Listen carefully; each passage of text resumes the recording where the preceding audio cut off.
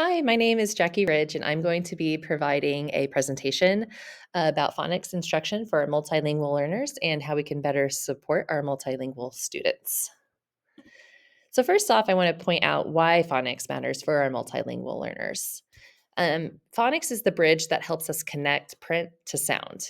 We have written symbols that correspond with a sound or a phoneme. So when we're able to grasp this concept, we're able to understand that we have a written form for our spoken language. And we also want to make sure that we are supporting the alphabetic principle. We want to make sure the students have a good grasp on the letters and that these letters do correspond with a sound. We want to make sure they have a strong foundation of the alphabetic principle in their first language, their L1, in order to help better support their their acquisition of the alphabetic principle in their L2 in their second language. And phonics instruction needs to be very explicitly modeled for our multilingual students, and not just modeled for our multilingual students, but we also want to make sure that we make connections, not just to new sounds that they might be learning, but also connections to meaning of our of these sounds that can be blended together to make words. And then we need to also layer on that extra component of and connect this to meaning as well. So we have to go a layer deeper when administering phonics instruction to our students. To kind of build on the alphabetic principle a little bit more, we want to make sure that our students really grasp that letters do correspond with sounds. And like I mentioned in the first slide, we want to make sure that they have a good foundation in their L1 of their first language's alphabetic principle in order to help support new acquisition of their second language. We also want to make sure that we help them understand that we read in a very we read from left to right in English, and I believe most languages, but for sure explicitly we read from left to right in English, and we want to help our students understand that concept as well. And we also want to make sure that we help them understand that when we read when we read written words, we will blend those individual phonemes, those individual graphemes, those individual letters. We will blend them into make full words together. And we want to help them connect this concept that is a lot like their first language. That we may have different sounds in English, but it's the same kind of concept. We have sounds that we will blend together to create words within our native language. So if we can help them grasp that concept and make that connection, that in English we blend words just like we would blend words and use our sounds to make words in our first language. So here I want to highlight the importance of the sound symbol correlation for our multilingual learners. The reading universe emphasizes explicit modeling of articulation, showing students how sounds, how to form sounds. We can use things like mirrors, visuals, and gestures. And we can connect those letter names, sounds, and the formation of those letters. We want to make sure that they understand all those components of a sound symbol, of a letter, and of a phoneme grapheme correlation. And we want to make sure that we're also connecting vocabulary when teaching new sounds. It's not sufficient to just provide the sound instruction for the sound. It's important to give that explicit instruction, but we do need to make sure that we are also incorporating relevant vocabulary to better support the new sound and skill that they are learning. So, with that kind of background on building that phonemic, like that phonological awareness and that alphabetic principle, I kind of wanted to provide some classroom visuals and strategies that I like to use to help support that letter correspondent, model that articulation for clarity, and incorporate those components of that our graphemes have a name, a sound, and a formation. So one thing that I really like to use to make sure that we are getting letter sound correspondence is a visual drill. I use the visual drill. I use a slide deck on Google Slides, and I use the slide deck that I use. I got from the Reed Charitable Foundation, and I like this slide deck because they provided me my Orton Gillingham training. So I wanted to take just like a picture to show kind of what each card would look like. I would have a letter and a keyword that would help reinforce the sound. So I wouldn't necessarily have all the letters in my deck. I would only have what was explicitly taught to my students. And the way we would go through our visual deck, it would be randomized order. We wouldn't go like A through Z, but we would say like if like I would flash one card up, so like A, apple, ah, and I would usually have a motion that goes with that as well, especially for our vowel sounds.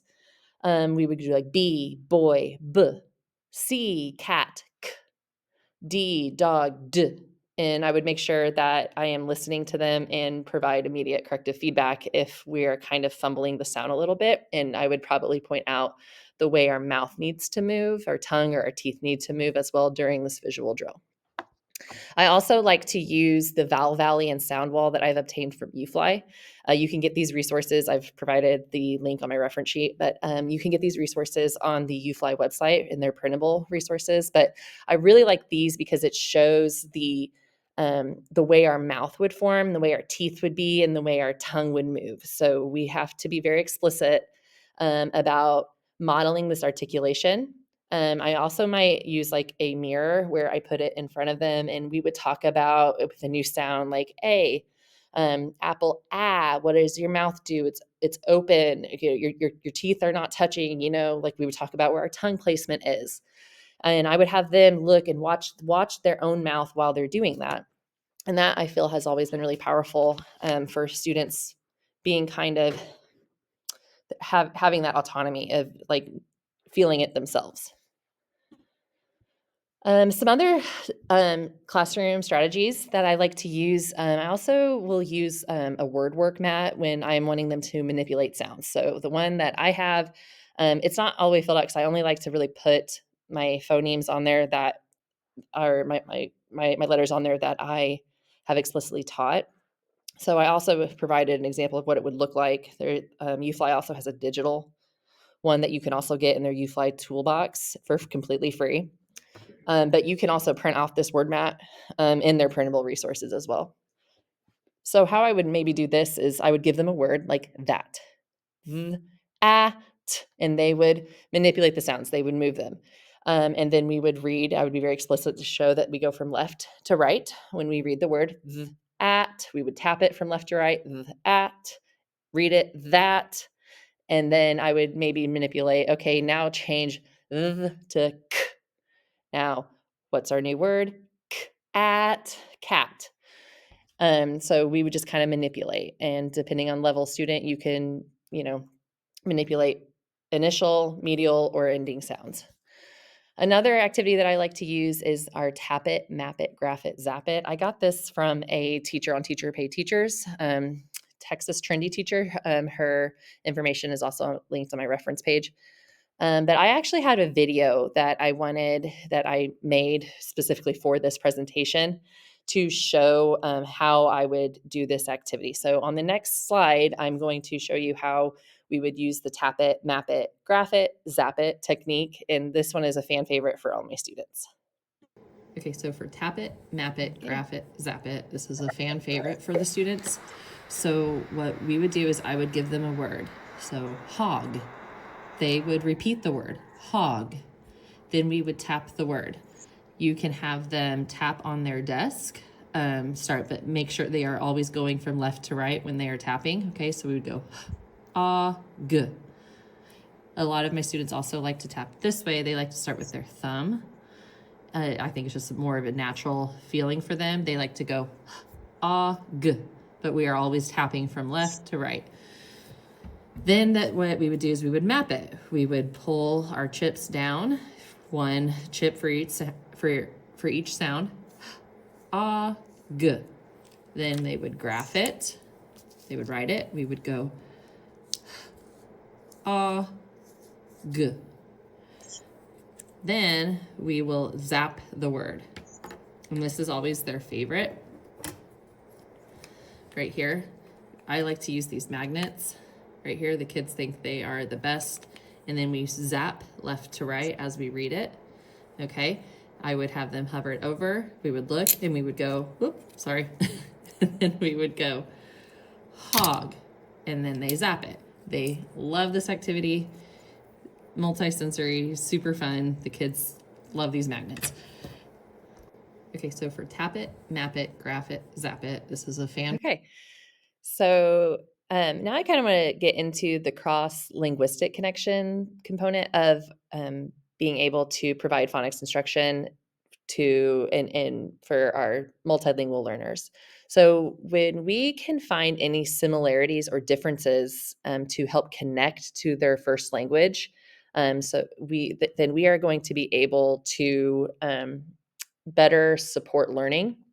So, like for example, in Spanish, there are similarities between English and Spanish. And if we are able to help our Spanish speaking students make that connection to their first language of Spanish, then we might be able to better support them in making those connections and having a better grasp on between the two languages. So, like for example, Spanish spellings, we would often see like a medial soft R in words, and that is similar to in English the medial T or D in a word, but they both, that medial R and the English spellings of T or D, are both going to make that either that T or D sound, as well as that medial D in Spanish. It's very similar to the medial TH in English, and it would make that sound. A difference we might see is that in the letter J in Spanish says, whereas in English it would say J. And helping to students connect to between those two languages is going to be very helpful for us as educators to provide better instruction, but also help them make that connection between their L1 and their L2. So I am going to demonstrate, I chose the letter, the short I sound in English, because I know that that is not a sound that exists in Spanish. So I'm just going to kind of demonstrate some ideas what I would do to for the introduction of the short I sound in English. So first I would provide on our visual deck, I would provide the formation. I would let them see what the letter looks like. Then I would give them the keyword, and I might give them like a hand gesture to help them remember that as well. So like I would first show them this. I would explicitly introduce, this is the letter I, itch, I. In English, the letter I says I, itch, I. In Spanish, you also have the letter I. It says a different sound. I would say, and I would help make that connection. It would say like I. It would say E. But in English, if I see this, I'm going to want to say I, itch, I. And we might skywrite it 3 times. Then I would also show the model articulation. I would show how our mouth moves. I would give them the mirror again, let them see how it's different. And I would probably let them see the difference in their first language of what I would say. So E, now let's say the English version, eh, and we would talk about the way our mouth moves between the two. Always affirming and validating that, and making that connection to their first language as well. Then I always like to do an activity called trace, cover, copy. Trace, copy, cover, avert. And this one I like to do, it just reinforces that new sound that we have. So I'm going to, I have a short video. I'm not going to play the whole thing just because of time, but I'll start the video so you can kind of get the gist of it. I've also heard it called trace, copy, cover, blind. I always like to use this strategy when introducing a brand new skill. It helps with repetition and explicitly saying the sound, associating the keyword with it, as well as graphing the sound as well. So right here, up here, we have I would instruct the students to say I, itch, I. Then we would trace it. I, itch, I, writing the letter as we are saying the sound. I, itch, I. I, itch, I. Then we would copy it. I itch, I. I itch, I. I itch, I. Then I would have them cover it each time they write it. So we would go I itch, I cover.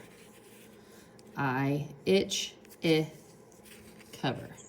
I itch, I cover. And this last part is So always the that's basically students' the favorite gist of part. it. They And when always they think got it's to the fun. I avert always have them part, the blind avert their part, I attention away just from the make sure paper. They they can look close their anywhere eyes or look except away. They can the look anywhere paper. except the A lot of them like paper. to They close their love that eyes, part. but That's their some of them favorite just part like of to this like entire look up. activity. All right, now I kind of want to go into after introducing the sound, we would go through our routine of reinforcing that "ih" sound. So I would give them words to practice reading, and I would also provide a visual for them. So I would show them wig. We would tap out the word wig. Then we would see a picture of wig, and then we would talk about what a wig is, and I would give them another word. We would move on to spelling, practice spelling these words. I might give them like a word manipulation, like a word chain. So the example I have here, so we would start with wig, we would go wig, they would see that visual, and then I would tell them to manipulate a sound. So I would say, okay, now change g to n. What's our new word? In, win. Okay, now change w to p. Okay, and we would just kind of work through that, all providing visuals to connect, to make that other connection with meaning as well. I also provide some student examples of like providing a word bank for them to help them, as well as visuals and matching that word to the visual. Then we go to sentence reading and dictation, where I would give them sentences to read. I would probably give them visuals as well to help make a connection to the sentence that they are reading. We could go deeper into talking about the formation of a sentence, and then I would also give them sentences to write. All being very explicit about including our new "ih" sound in each of our sentence that we read and write. Then I would go to a decodable where we read the decodable. I might go through it where they echo read me. I would read a sentence, they would repeat me. Then we would choral read, we would read it together. Then I might have them read it on their own. Then I would ask them comprehension questions just to check for understanding. They can write at them, they can orally or verbally give me the answer to them. And and then I could have them like draw a picture just to show understanding. So I would want to provide multiple ways to show understanding um, for comprehension, as well as practice reading our new sound. And then as we close here, I want to just kind of reinforce that when we are adapting phonics instruction, we want to make sure we leverage that linguistic diversity in teaching to incorporate cultural relevance in teaching and affirming and validating their first language while also helping them be successful in acquiring their second language. We also want to make sure we are deliberate, explicit in using multi-sensory strategies for engagement, and to always be scaffolding our instruction, always be revisiting past skills and building upon past skills when we introduce new skills. And like I said, we are always connecting meaning to our words with our multilingual learners. So we will want to pre-teach vocabulary. You can also, I know I said that I will do the decodable at the end. You can also add that to the beginning to kind of build that background of that sound as well. So I really appreciate your guys' time. Here's my references for all the sources and images. And if you have any questions, here's my contact. Thank you so much.